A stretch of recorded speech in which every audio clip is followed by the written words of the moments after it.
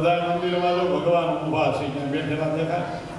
અયોધ્યામાં રામ ઊભા, દ્વારકામાં દ્વારકાનાથ ઊભા, ડાકોરમાં રણછોડરાય ઊભા, પંઢરપુરમાં વિઠ્ઠલનાથ ઊભા, બધે ઊભા. એક ભક્તે પૂછ્યું, પ્રભુ ઊભા છો કેમ? થાક નથી લાગતો બેહવાની? એ કે કોઈ ભક્ત આવે ને ઊભા થવા માર લાગે એટલે ઊભો છું. જેવો પ્રેમથી આવે ને તો હળી કાઢીને દોડું. માટે ભગવાન આવવા માટે તૈયાર છે. ભાવનો, પ્રેમનો અને સમર્પણનું મોતરું આપશો તો હરિ આજે પણ હૈયાત છે, હાજરા હાજર છે, આવવા માટે તૈયાર છે.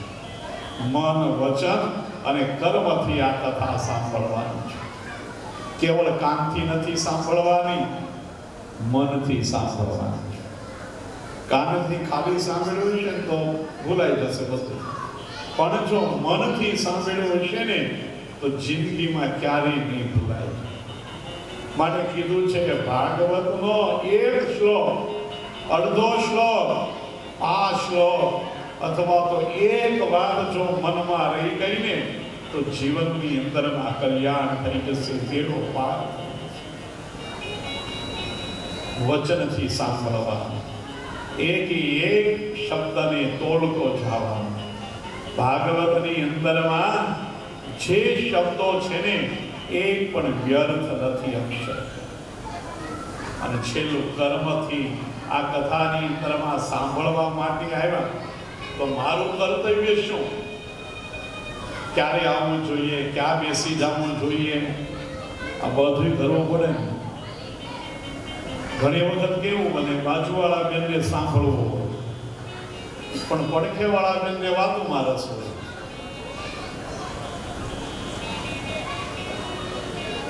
જ્યાં ભાગવતની કથા થાય અને જે સાંભળે ને પ્રેમથી એનું પાપ પાર મણે નીકળવા. જે પ્રેમથી ભાગવતની કથા સાંભળે, પ્રભુની કથા સાંભળે, હરિનામ સંકીર્તન કરે એનું પાપ બહાર નીકળવા માંડે. તો બહાર નીકળીને જાય ક્યાં? જે મનથી ન સાંભળતા હોય ને એમાં જાય. સાંભળવા બીજા ન દેતા હોય ને ત્યાં જાય. માટે પ્રેમપૂર્વક ભાગવત સાંભળજો. 7 દિવસની અંદરમાં પરમાત્માનો અનુગ્રહ કરાવનારું આ શાસ્ત્ર છે. દિવ્ય અવસર પરમાત્માએ આપ્યો છે અને પ્રકૃતિ આપણને અનુકૂળ થતી જાય. હો, આ વિશ્વાસ છે. જ્યાં ઠાકોરજી બિરાજે ત્યાં પ્રકૃતિ, વાતાવરણ એ પણ અનુકૂળ બનતું જાય છે. આ પ્રભુની કૃપા છે. તો 7મા દિવસ સુધી આપણે પ્રેમપૂર્વક, ભાવપૂર્વક બધાય કપટ, ક્રોધ, ઈર્ષા, વેરઝેર, કુભાવ આ બધું ભૂલી અને જાગ્યા ત્યાંથી સવાર એમ માની આની અંદરમાં સંલગ્ન બનશો તો 7 પેઢી સુધીના આપણા વડવાઓ છે ને એ ઉપરથી આશીર્વાદ દેતા છે. ધન્ય છે અમારા દીકરાઓને, વંશજોને આવી પ્રેમપૂર્વક પ્રભુની કથા કરાવે છે, સાંભળે છે, સંભળાવે છે, પ્રસાદ લે છે અને પ્રસાદ લેવડાવે પણ છે. તો દિવ્ય વ્યવસ્થા પણ મંડપની અંદરમાં કરી છે. એટલે ગરમીની બહુ ઉપાધિ નહીં રહી. માટે સમયસર આવી જજો. 2 સત્રમાં આપણે કથા કરીએ. આ અહોભાગ્ય કહેવાય કે આ મળે છે લાવો. બાકી હવે 1 સત્રની કથા થઈને ભણવો 9 થી 1. તો 2 સત્રની અંદરમાં પ્રભુને ઓળખવા માટે પ્રયત્ન કરવાનો છે. સવારના 9 થી 12, બપોર પછી 3:30 થી 6:30. આ 2 સત્રમાં આપણે સાથે બેસી પ્રભુએ જે એકબીજાને યોગ્યતા આપી છે એ પ્રકારે પ્રભુની સમીપ જવા માટે આપણે પ્રયત્ન કર્યો છું. મંગળાચરણની અંદરમાં દિવ્ય પ્રવેશ આપણે બપોર પછીના સત્રની અંદરમાં સત શબ્દથી કરીશું. ત્યાર પછી મહાત્માની કથાને વિરામ આપી પ્રથમ સ્કંદની અધિકાર લીલાની અંદરમાં પ્રવેશ કરીશું. ત્યાં સુધી આ સત્રની કથાની વિરામ આપીએ. આવો પ્રેમપૂર્વક ભગવાનનો જયઘોષ કરીએ, હરિનામ સંકીર્તન કરીએ અને કથાને વિરામ આપીએ. बोलिए गिरिराज धरण के श्री गोवर्धन नाथ की, श्री बालकृष्ण लाल, श्री यमुने महारानी की, श्री वल्लभाधीश की। हरि ओम नमः पार्वती पतये हर हर महादेव। जय जय श्री राम, जय जय श्री राम, जय जय श्री राम। बोलिए वृंदावन बिहारी लाल की अस्तु। 2 मिनिट માટે હરિનામ ભજ રામ રામ રામ સીતા રામ હરે રામ રામ રામ સીતા રામ હરે રામ રામ રામ સીતા રામ હરે રામ રામ સીતા રામ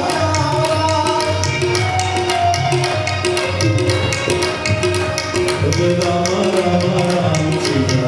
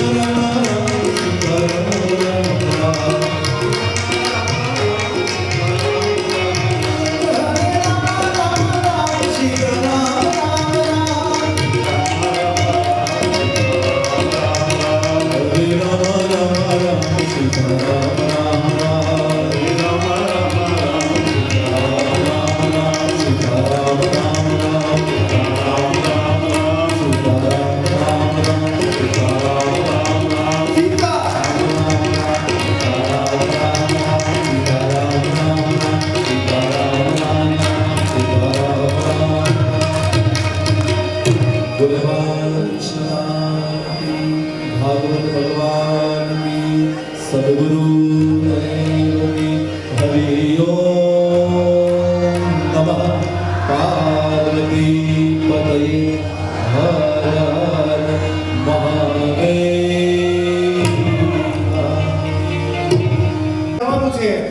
તેવી મારું પરિવાર તરફથી આમંત્રણ છે તો કોઈ જેમાં વગર ન જાય તેવી ખાસ નમ્ર વિનંતી દરેક ભાઈઓ તથા બહેનોને ખાસ નમ્ર વિનંતી કે જમવાનું તૈયાર થઈ ગયું છે, થોડીક વારમાં આપણે જમી અને છૂટા પડશું તો કોઈ જેમાં વગર ન જાય તેવી ખાસ નમ્ર વિનંતી। નમો જીવરાજ બાપુ જીવરાજ, નમો જીવરાજ બાપુ જીવરાજ।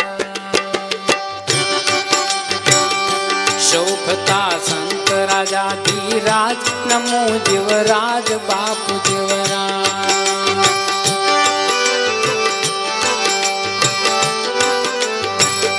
સ્નેહથી શીતળ કરે સંસાર, બુજાવે અંતરના અંગાર। સ્નેહથી શીતળ કરે સંસાર, બુજાવે અંતરના અંગાર।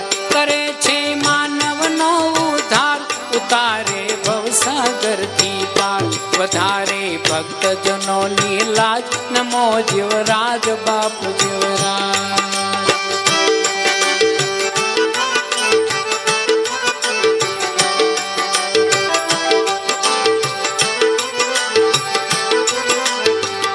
ભૂખ્યાને ભોજન મળતું જાય, ચાલતું અખંડ સદાવ્રત ધ્યાય।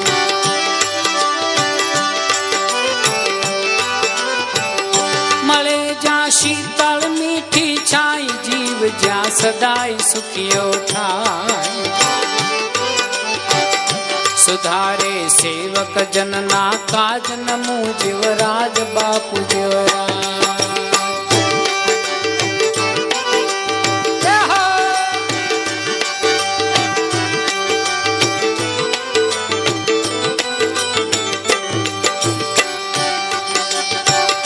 સંત જ્યાં પર તીર્થ છે સ્વયં ત્રિવેણીથી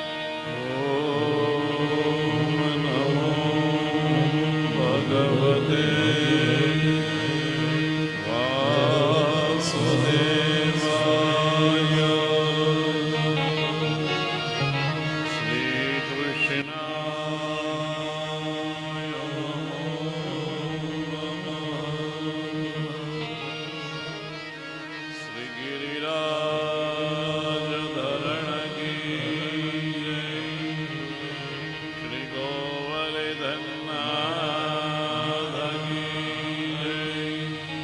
श्री बालकृष्ण लाल की जय। श्री यमुने महारानी की जय। श्री वल्लभाधीश की जय। कुलदेवी मात की जय। श्री शुरापुरा बाबानी जय। श्री आपादिगानी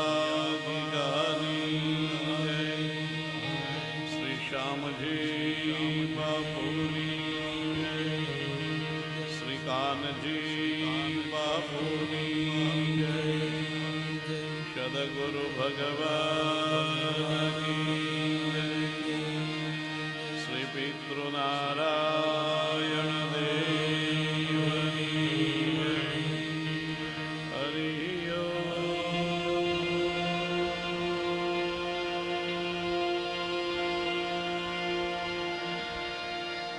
नमः पार्वती पतये। श्याम राधे राधे राधे राधे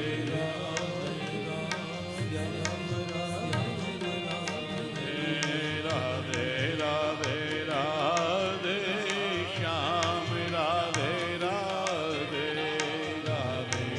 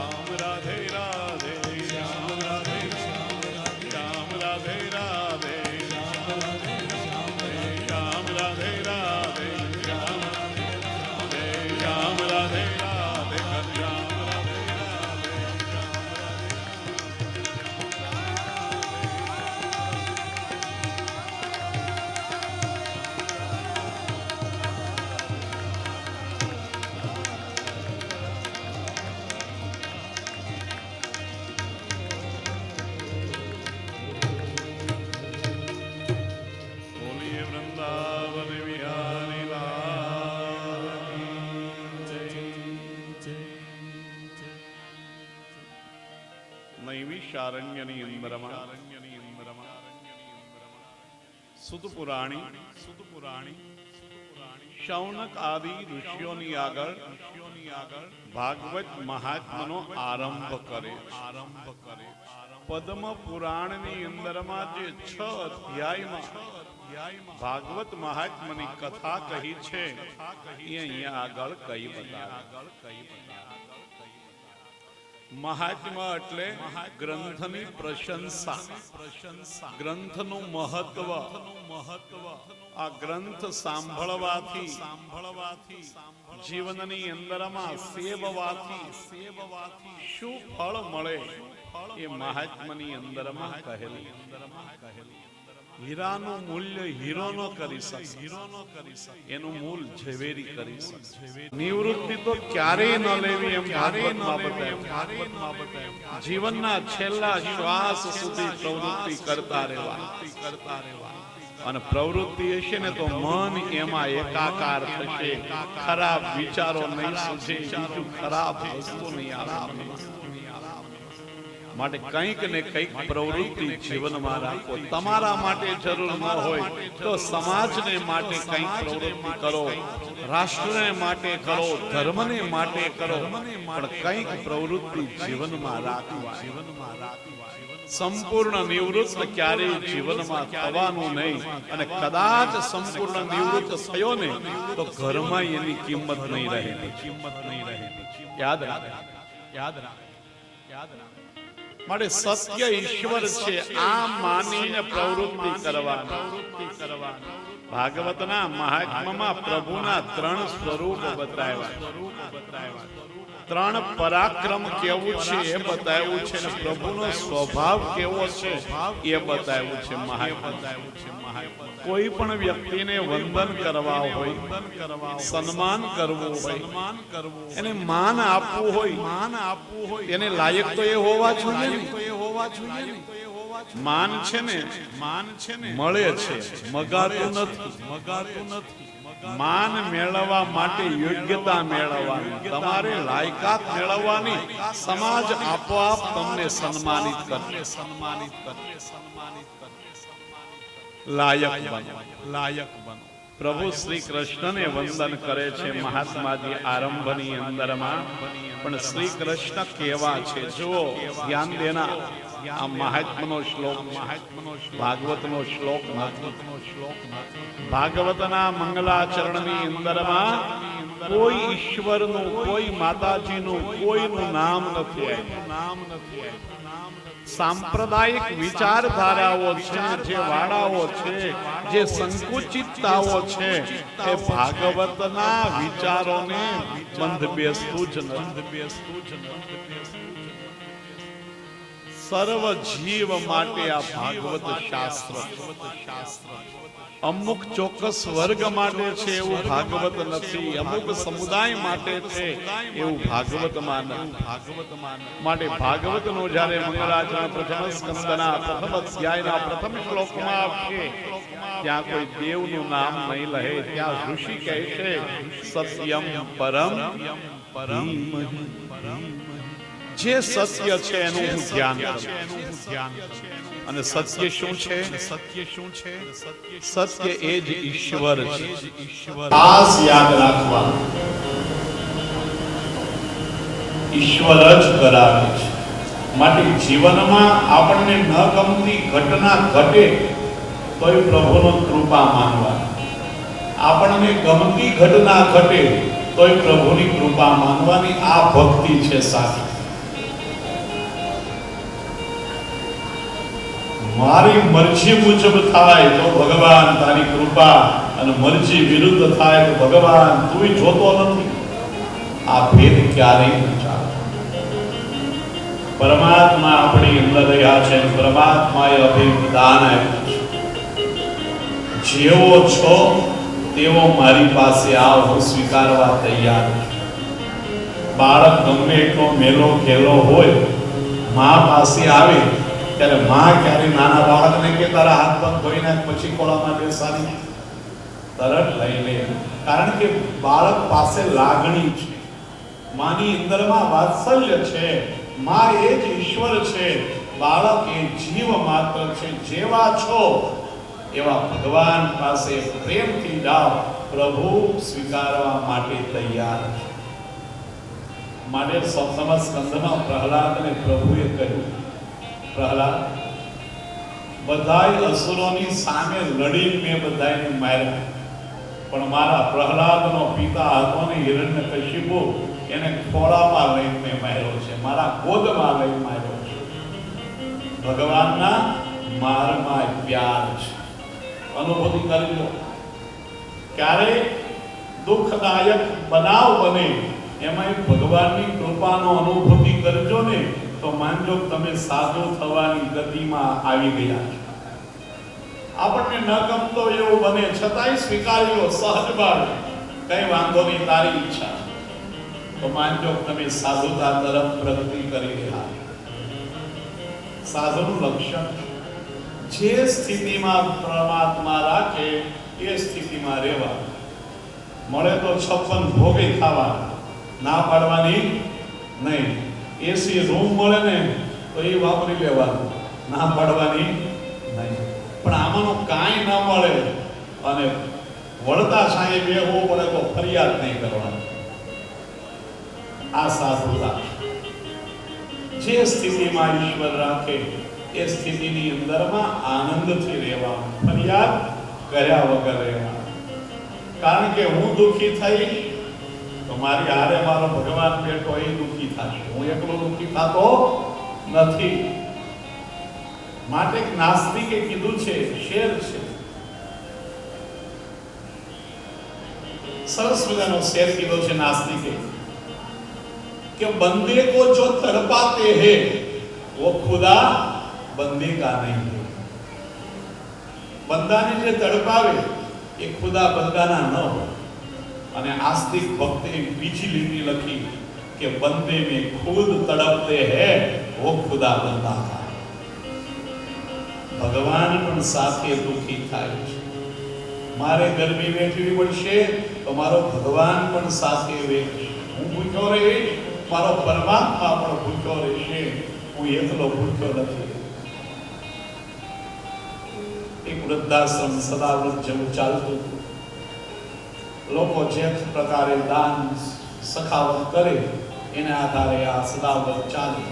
સારી રીતે સાચવવામાં આવે, ટેબલ ખુરશી ઉપર જમાડે, વૃદ્ધોની સેવા કરે, એમાં ધીમે ધીમે ભંડોળ ખૂટવા આવે. સેવકોએ કીધું, બાપજી હવે ભંડોળ પૂરું થવા આવ્યું છે, કાલે કાંઈ રસોઈ બને એવું કાંઈ છે નહીં અને નવું સીધું આવ્યું નથી. બાપજીએ કીધું કાંઈ વાંધો નહીં, આપણે જેમ કરીએ એ પ્રમાણે રાબેતા મુજબ ચલાવો. બપોરના 11 વાગ્યા કોઈ વ્યવસ્થા નહીં, રસોડામાં ચૂલા સળગ્યા નથી. 12 વાગે હમણાં બધા જમવા માટે આવશે. બાપજીએ કંઈ વાંધો નહીં, ટેબલ ખુરશી પાથરી દો, થાળી વાટક્યા બધું ગોઠવી દો. પણ કાંઈ નથી, તમે ગોઠવો. બધું ગોઠવાઈ ગયું, થાળી વાટક્યા ચમચી પાણીના ગ્લાસ ભરાઈ ગયા, બધાય મૂંઝાણા. થશે શું હવે? એ જ વખતે જ્યાં 12:15 થયા, એક ટેમ્પો આવીને ઊભો આશ્રમના. પૂછ્યું કેમ? એક શેઠને ત્યાં મોટું જમણવાર હતું, પણ શેઠને ત્યાં એક એવો અશુભ પ્રસંગ બની ગયો, એટલે આ જમવાનું બધું એમ કોઈ જમ્યું નહીં, માટે આશ્રમમાં દેવા જાય. પણ સાધુએ એક નક્કી કરેલું, જ્યારે જ્યારે જમવાળ બેસાડે ને ત્યારે એક થાળી ભગવાનની પેલી મૂકે, એ થાળી પીરસે. આજે ખાલી થાળી મૂકી દીધા કે અમે જો ભૂખ્યા રહીશું તારે આજે ભૂખ્યો રહેવું પડશે. પરીક્ષા મારી નથી, પરીક્ષા તારી છે. અને ભગવાન ઉપર જો દ્રઢ શ્રદ્ધા હોય, ભરોસો હોય, વિશ્વાસ હોય તો ક્યારેય વિશ્વાસઘાત પરમાત્મા નથી કરતો. ભગવાન દરેક સાધુઓનું પદ રાખી છે, એના ઉપર વિશ્વાસ નહીં થાય તો મારામાં ઠાકોરજી છે, મારામાં પ્રભુ છે, હું જે કરીશ એ મારો ભગવાન પણ સ્વીકારશે. આ ભાવ છે. રાજાવલી તમે જોજો, નજર કરજો, જ્યાં સંપત્તિ પુષ્કળ પ્રમાણમાં વધી ત્યાં પરિવારનો ક્લેશ પણ વધ્યો છે. માટે એક આપણી ઈચ્છા હતી સંપત્તિ મળે તો સુખી થઈએ, પણ આનંદ મળતો નથી, સુખ મળે છે. અને પરિવારના પ્રેમ વગરનું મળેલું સુખ, સગવડતા, એની કોઈ હિસાબ નથી. આનંદ એ પરમાત્માનું સ્વરૂપ છે. જે સગવડતાથી ન મળે એ ભીતરની અંદરમાં નજર કરીએ તો આનંદની પ્રાપ્તિ થાય. એકાંતની અંદરમાં બેસી અને જાગ સાથે જીવો અને જે આનંદની પ્રાપ્તિ થાય એ આનંદ બીજે ક્યાંય મળતો નથી. માટે તો મહાપુરુષો અમીરીને જતી કરે અને ફકીરીને પસંદ કરે છે. ફકીરીની અંદરમાં જે અદ્ભુત આનંદ છે એ અમીરીની અંદરમાં ક્યાંય દેખાતો નથી. માટે આનંદ એ પરમાત્માનું સ્વરૂપ છે.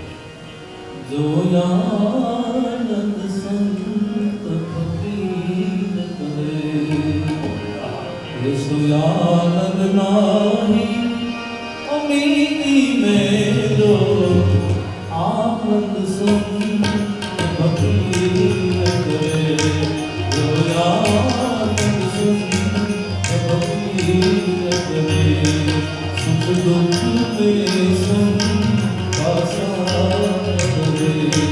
तुझको नहीं जाती में तो आनंद संग भगीरथ में, जो आनंद संग भगीरथ में.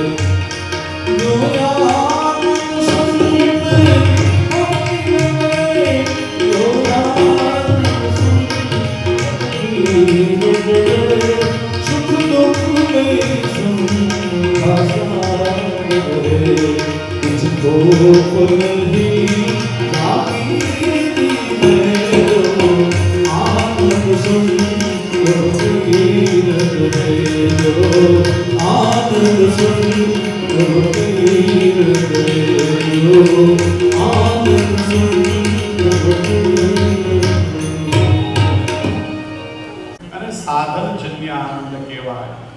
અને સ્વયં સિદ્ધ આનંદ આંખ મીચ્યો અને જે આનંદની અનુભૂતિ થાય એ સ્વયં સિદ્ધ આનંદ આ ધ્યાનની અંદરમાં માણવાનો છે. એકાંતની અંદરમાં બેસી અને પ્રભુની સાથે એક બનવા માટે કોઈ વસ્તુની, પદાર્થની, વ્યક્તિની જરૂર નથી.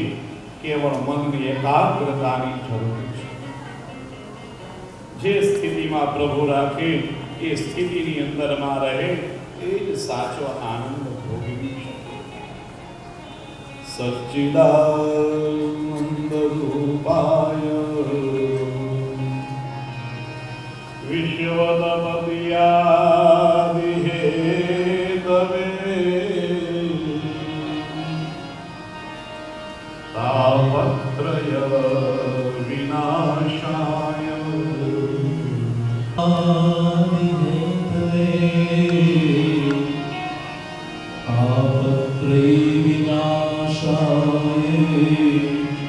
શ્રી કૃષ્ણાય વયમ નમઃ. આ કૃષ્ણને વંદન કરવા સચ્ચિદ આનંદ સ્વરૂપ શ્રી કૃષ્ણ છે. વિશ્વોત્પત્તિયાદિ હેતવે આ જે કાંઈ જગત બનાવ્યું ને એ પ્રભુનું પરાક્રમ છે. આવા પરાક્રમી છે પરમાત્મા. અને ત્રીજું તાપત્રય વિનાશાય ત્રણેય પ્રકારના દુઃખોનો નાશ કરનાર એવા શ્રી કૃષ્ણને અમે નમસ્કાર કરીએ છીએ. નારાયણને ઓળખવા માટે અને નારાયણની અંદરમાં મળી જવા માટે આ ભાગવત કથાની અંદરમાં નવું માર્ગદર્શન આપ્યું. પ્રભુને પ્રાપ્ત કરવા માટે કશું જ છોડવાની જરૂર નથી. ઉદ્ધવજી માટે તો વ્રજની સ્ત્રીઓ ગોપીઓ છે એની ચરણ રજ રહી કે વંદે નંદ વ્રજ સ્ત્રીણામ પાદરેણુ ભીષ્ણશમ યસામ હરિકથદ ગીતામ પુનાતિ ભુવનત્રયામ. ધન્ય છે આ વ્રજ સ્ત્રીઓને કશું ભણી નથી, કોઈ સાધના કરી નથી, ઘરનું એક કામ છોડ્યું નથી, સંસારની પ્રવૃત્તિ છોડી નથી, પણ પ્રભુની સાથે એવો પ્રેમનો નાતો જોડ્યો ને તો કનૈયો કાયમ એની પાસે બંધાઈને રહ્યો. અને માટે વૃંદાવન છોડીને ભગવાન જ્યારે મથુરા જાય ને ત્યારે ગોપીઓની આગળ રાધાજાની આગળ પરમાત્મા બોલ્યા છે કે વૃંદાવનમ પરિત્યજ્યમ પાદમેકમ ન ગચ્છતે. વૃંદાવન છોડી એક ડગલું બીજે નહીં જાય. ભાગવતમાં 5 જગ્યા બતાવી છે કે આજે જો સદગુરુ નજર આપે ને તો આજે ભગવાનની જગ્યાએ છે. એમાંનું એક આમ વૃંદાવન ધામ છે, શ્રીધામ છે. પ્રેમ લક્ષણા ભક્તિનો પ્રદેશ બનતી જાતિ. ભગવાન સ્વમુખે બોલ્યા વૃંદાવન છોડી હું ક્યાંય નહીં જાઉં. માટે જો બ્રજમાંથી મથુરા જતા હતા ને યમુનાજી આવ્યા. અક્રૂરજી યમુનાજીમાં સ્નાન કરવા ગયા અને જળમાં ડૂબકી મારીને તો કનૈયાને જળમાં જોયો. અક્રૂરને થયું એ તો રથમાં બેઠો છે, શું મારી સાથે એ સ્નાન કરવા આવ્યો? જ્યાં બહાર નીકળે જળમાંથી તો કનૈયો રથમાં છે. જળમાં ડૂબકી મારે તો જળમાં દેખાય. મહાપુરુષો કહે એક સ્વરૂપે આગળની લીલા કરવા માટે પ્રભુ મથુરા ગયા અને એક સ્વરૂપે યમુના કિનારેથી પાછા વ્રજની અંદરમાં આવ્યા. વ્રજની અંદરમાં પ્રેમ છે. વ્રજનો એક એક કણ પુલકિત છે. ડોંગરેજ મહારાજ કહેતા ઠાકોરજી જો સમય આપે અનુકૂળતા આપે, આમ તો આપે જ પણ આપણે લેતા નથી. તો 4 મહિના વૃંદાવનની અંદરમાં રહેજો, એકાંતની અંદર. ભગવાન ખુલ્લા પગે વૃંદાવનની અંદરમાં ઘૂમ્યા છે, ફર્યા છે. પછી તો ઐશ્વર્ય પરમાત્માએ સ્વીકાર્યું, મથુરા નાથ બન્યા. પણ વૃંદાવનની અંદરમાં એક સામાન્ય ગોવાળ બની પ્રભુ રહ્યા. દિવ્ય લીલા ભૂમિ પ્રભુની છે. પરમાત્માને મળવા માટે અનાયાસે બધું છૂટી જાય, છોડવાની જરૂર ન પડે. સાપ જેમ કાંચળી ઉતારી દે એમ સંસારના વ્યવહારો પ્રત્યે રસ ન જાગે અને પરમાત્મા પ્રત્યે રુચિ જાગે. એ જ સાચો ભક્તિ માર્ગનો આરંભ છે. અને એવા કોણ છે? તો કે શુકદેવજી મહાત્મા. મને બીજા શ્લોકની અંદરમાં શુકદેવજીને વંદન સુદ પુરાણી કરે છે. યમ પ્રવજંદમનુપે તમમે તકતિયા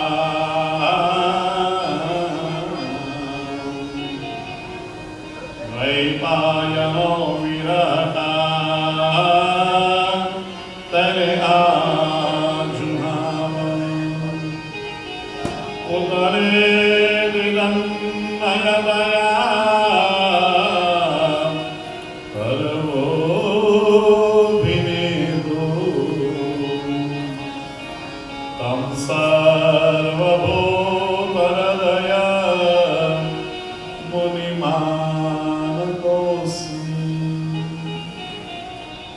શુકદેવજીને વંદન કર્યા. પણ કેવા છે શુકદેવજી? યમ પ્રવચન, જન્મની સાથે જેને ઘર છોડી દીધું, મા બાપને છોડી દીધા અને વનના માર્ગે નીકળી ગયા. વ્યાસજી વિહવળ બની ગયા. ગમે એવો જ્ઞાની હોય ને સંસારની અંદરમાં આવે ને એટલે થોડો કાળો થયા વિના રહે નહીં. કોલસાની ખાણમાં ઉતરો, ગમે એટલી કાળજી રાખો, કપડા કાળા થાય અને થાય. એમાં ગમે એવો જ્ઞાની હોય, સંસારમાં આવે એટલે પ્રભુની માયાનો પ્રપંચ એને વળગે ને વળગે. વ્યાસજી વિહવળ બની ગયા. પુત્ર મેળવવા માટે કેટલી પ્રભુ શિવજીની પ્રાર્થના કરી. આજ આ પુત્રનો જન્મ થયો. ઘર છોડી સીધો વનમાં. એની પાછળ પાછળ રડતા રડતા વ્યાસજી દોડ્યા. તું પાછો આ, ઘરે રહે, લગ્ન કર એમ કઈ કરીશ નહીં, ધંધો કર કઈ કહીશ નહીં, પણ ઘરમાં તો રહે. સુખદેવજીએ પાછળ ફરીને જવાબ નથી આપ્યો, જોયું નથી. માટે સુખદેવજી છે ને જન્મ સિદ્ધ યોગી છે, જન્મ સિદ્ધ વૈરાગી છે. કોઈ પ્રત્યે આસક્તિ સુખદેવજીને બિલકુલ નથી. નિર્ગુણ નિરાકાર બ્રહ્મના ઉપાસક સુખદેવજી મહારાજ છે. નિર્ગુણ બ્રહ્મની અંદરમાં પોતાની અનુભૂતિ રાખે. પિતાજી રડે, સાથ પાડે, પણ સુખદેવજીએ પાછું ફરી જોયું નહીં, કોઈ આશ્વાસન આપ્યું નહીં. પણ વનના વૃક્ષો હતા ને એને વ્યાસજીને જવાબ આપ્યો, મહારાજ આપ તો જ્ઞાની છો, શા માટે રડો છો પુત્રના વિરહની અંદરમાં? આ દુનિયાની અંદરમાં જેટલો સમય સાથે રહેવાનું હશે ને એટલો જ સમય રહી શકશો. જેવું ઋણાનુબંધ પૂરું થાય એટલે કંઈક ને કંઈક બને, કા અવસાન થાય, કા બંનેનો મનમેળ ન થાય, કોઈ પણ હિસાબે અલગ પડીએ. આ સંસારનો નિયમ છે. કોઈનો કોઈની સાથે નિરંતર સહવાસ ક્યારે હોતો નથી. વૃક્ષોએ સરસ જવાબ આપ્યો છે, બાપજી તમે પુત્રના વિરહની અંદરમાં, શોકની અંદરમાં રડો છો. અમારું સંતાન કોણ છે? આ ફળ છે ને, વૃક્ષો કહે અમારું સંતાન છે, અમારા દીકરાઓ છે, પુત્ર છે. કોઈ રસ્તે જનારો પથ્થરો મારે ને તોય અમે અમારું સંતાન એને આપી દઈએ છીએ, રડતા નથી. વૃક્ષે કોઈ દિવસ પોતે પોતાના ફળ ખાધા, નદીએ પોતાના જળ પીધા, ગાયોએ પોતાના દૂધ પીધા, દરિયો કોઈ દિવસ મોતીની માળા પહેરીને હામો મળ્યો કે આપણી પ્રોડક્ટ આ બીજાના માટે જીવે ને પોતાની પાસે જે સારું છે એ સમાજને આપી દે છે. આ પરોપકારી આત્માઓ છે બધા. જીવનની અંદરમાં મનુષ્યએ આવી રીતે જીવવાનું, પોતાની પાસે જે સારું છે ને એ બીજાને વેચતું રહેવાનું, એકલા પોતાએ ભોગવવાનું નહીં. એ દાડવા પોતે રે એ પોતાના ફળ નથી ખાવે, ઉપકારી નો દાડવા પોતે રે એ પોતાના ફળ નથી ખાવે, ઉપકારી